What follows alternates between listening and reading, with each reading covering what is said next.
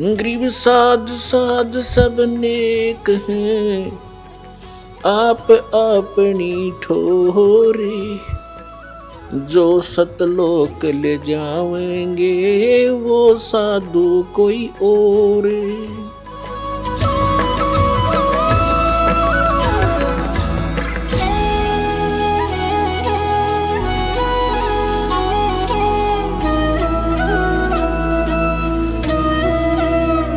तो जो प्रसंग चल रहा है वहीं आते हैं हम।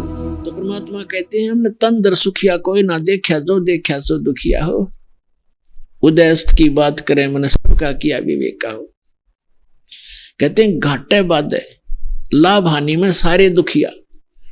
लाभ हो गया किसी को, मान ले 2 लाख रुपए मिल गए कितने किसी सौदे में, उसको कैसे प्रेरणा करता है ये काल कि कोई ऐसा बिजनेस कर दूं, 5 लाख लेगा उधारे और 2 लाख वो 7 लाख ला का बैठ जाएगा और उसमें हो जाएगा घाटा। वो 2 लाख भी गए, टेंशन नहीं होगी। वो लाभ था वो भी टेंशन में बदल गया। और घाटे में तो दुख होता ही होता है। कहते हैं घाटे बाधे, घाटा माने हानि और बाधा माने लाभ। लाभ हानि में भी दुख है। घाटे बाधे सब जग दुखिया और के गृहस्थी बैरागी हो। सुखदेव ने इस दुख के डर से गर्भ में माया त्यागी हो। फिर बताते हैं कि जंगम दुखिया जोगी दुखिया तपस्वी को दुख दूना हो। आस्था तृष्णा सब में व्यापत कोई मैल नहीं सुनना हो। फिर परमात्मा कहते हैं कबीर परमेश्वर जी के साच कहूं तो जग नहीं माने, पर भाई झूठ कही ना जाई हो। ये ब्रह्मा विष्णु शिव जी दुखिया जिन ये राह चलाई हो। अपने आत्मा आज 700 वर्ष पहले कोई ये कहे कि ब्रह्मा विष्णु महेश नासवान है, ब्रह्मा विष्णु महेश महादुखी हैं, तो सिर फुलवाने वाली बात थी। क्योंकि आज इतना शिक्षित समाज है, स्वतंत्र भारत है और प्रजातंत्र है, उसके अंदर दास के साथ कितने जुल्म हो गए। या सच्चीकरण में झूठे मुकदमे बना दिए, जेल में डाल दिया है और रोज लाठी ठाठाओं या 1.5 आदमी। क्यों? उनकी रोजी रोटी बंद होगी, उनका ज्ञान समाप्त हो गया। पर जीखे बात नहीं बने, ये तो स्वीकार करना पड़ेगा क्योंकि जग जनता शिक्षित है। तो 600 वर्ष पहले ये बातें कहा करते परमात्मा के साथ कैसे कह तो लेते कबीर जी की। कभी आने वाले समय में आपको सुनाएंगे वो कहानी परमात्मा के साथ। परमात्मा ने हमें 600 वर्ष पहले ये जानकारी देना चाहा था, जो दास उन्हीं की दी हुई आज आपके रूबरू कर रहा हूं और सदग्रंथों से मेल कर रहा हूं कि सदग्रंथों में भी लिखा था और भगवान भी बताया करते थे। लेकिन ये अज्ञानी संत ऋषि महर्षि आचार्य और शंकराचार्यों ने हम तक ये ज्ञान आने नहीं दिया, विरोध करा दिया, हमें मूर्ख बना दिया और हमें हमारे सभी पूर्वजों को पशु बनवा दिया, भूत बनवा दिया और नरक बना दिया उनका जीवन। अब जैसे श्री देवी भागवत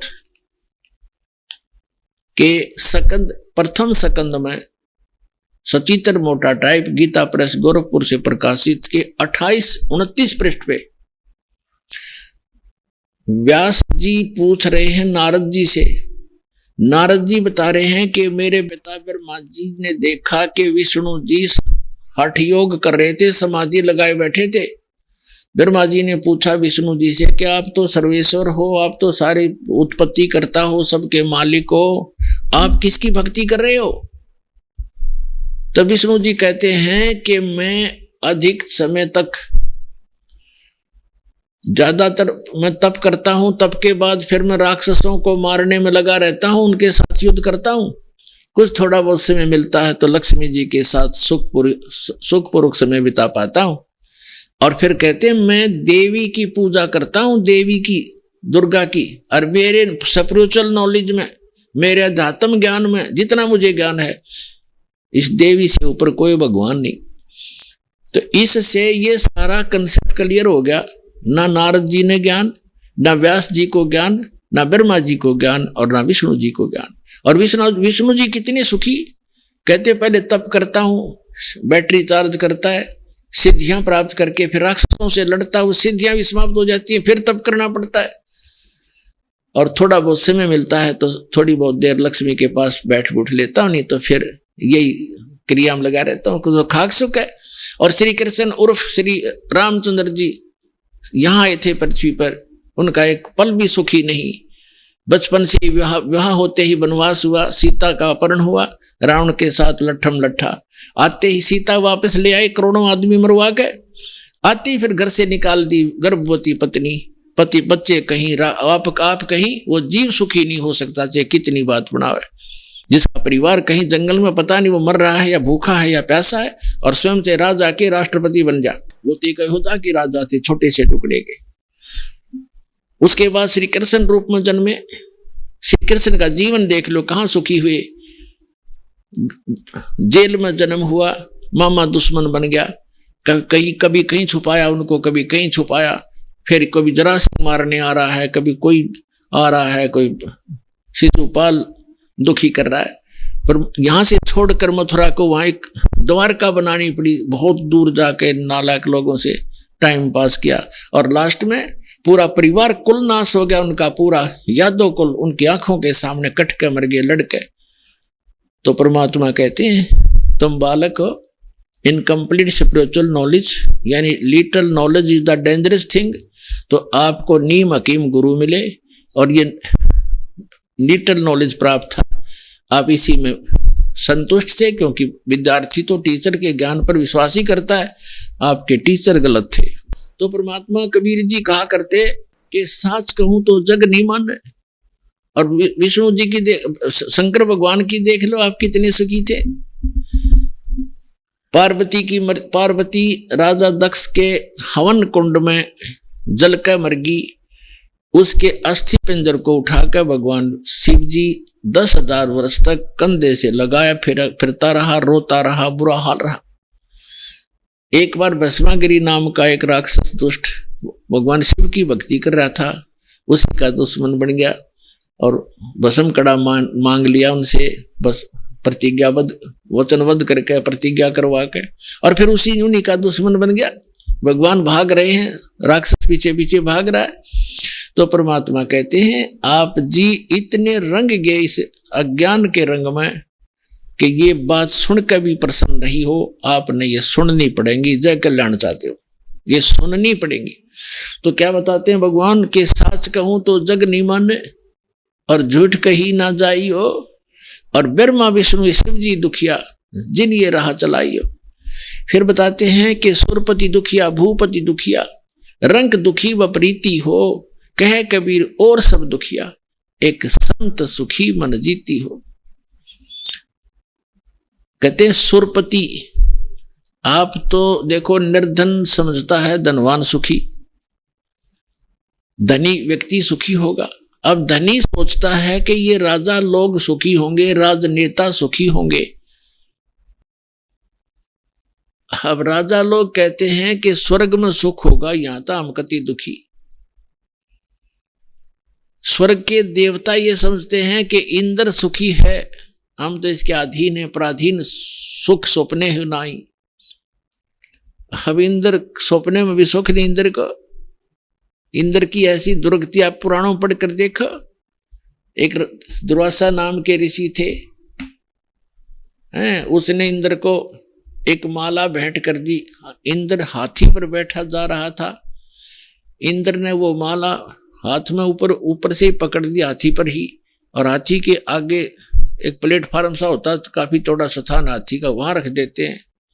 हाथी ने वो सूंड से पकड़कर माला और नीचे पटक दी। इस बात से दुर्वासा ऋषि कुपित हो गए और श्राप दे दिया इंद्र को कि तेरा सब वैभव नष्ट हो जाएगा। अब कुछ दिनों के बाद राजा इंद्र निर्धन हो गया, उसका राज राक्षसों ने लूट लिया। वो जंगल में भाग गया कि तो छुप कर टाइम पास किया। और भी पता नहीं कितनी कथाएं इस इंद्र के बारे में, बहुत करने। इसका एक बार एक ऐसी बीमारी लग गई। तो परमात्मा कहते हैं सुरपति दुखिया भूपति दुखिया, रंग दुखी बपरीति हो, कहे कबीर और सब दुखिया, एक संत सुखी मन जीती हो, संत सुखी मन जीती हो। तन दर सुखिया कोई न देखा, जो देखा सो दुखिया हो। उदय अस्त की बात करते हैं, मन सबको कियो विवेका हो, सबका किया विवेका हो। शोरपति दुखिया, भूपति पूरी पृथ्वी का मालिक भी दुखिया, राजा दुखिया। और रंग दुखी विपरीती हो, रंग निर्धन तो स्वाभाविक दुखी है। फिर परमात्मा कहते हैं, कहे कबीर और सब दुखिया। एक भक्त संत सुखी मन जीती है, जिन्होंने अपने मन को जीत लिया, केवल वही सुखी हो सकता है और कोई प्राणी इस पृथ्वी 21 ब्रह्मांड में सुखी नहीं। अब मन जीती कौन होगा? अब मन को जीतना कोई बालकों का खेल नहीं है। मन को कोई रोक भी नहीं सकता। गीता ज्ञानदाता ने अर्जुन से कहा कि मन को जीत कर इंद्रियों को काबू करे। तब अर्जुन ने कहा कि हे भगवान, इस मन को जीतना तो बड़ा कठिन है। तो गीता ज्ञानदाता भी इसी बात पर कहता है कि इस मन को रोकना तो अर्जुन वायु को रोकने के समान है।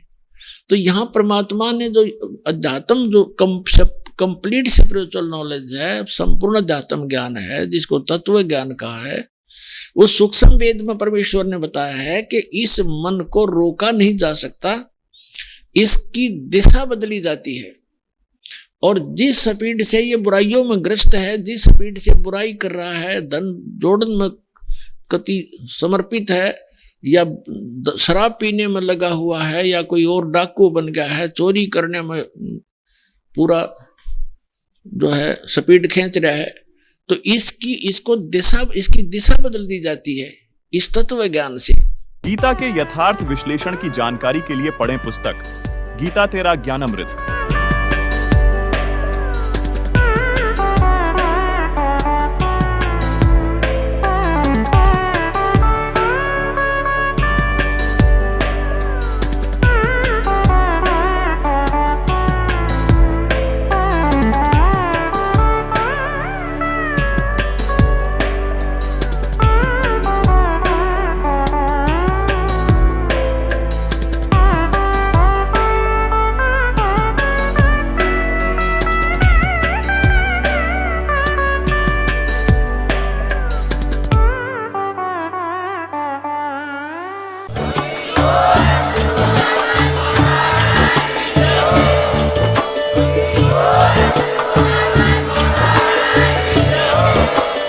आप सुन रहे थे जगत गुरु तत्वदर्शी संत रामपाल जी महाराज जी के मंगल प्रवचन। अधिक जानकारी के लिए विजिट कीजिए हमारी वेबसाइट www.jagatgururampalji.org। संत रामपाल जी महाराज जी के शुभ आशीर्वाद से पूरे विश्व भर में 500 से भी ज्यादा नाम दीक्षा केंद्र हैं, जिन पर संत रामपाल जी महाराज जी द्वारा ऑनलाइन निशुल्क नाम दीक्षा दी जा रही है। अपने नजदीकी नाम दीक्षा केंद्र का पता करने के लिए संपर्क करें 8222880541।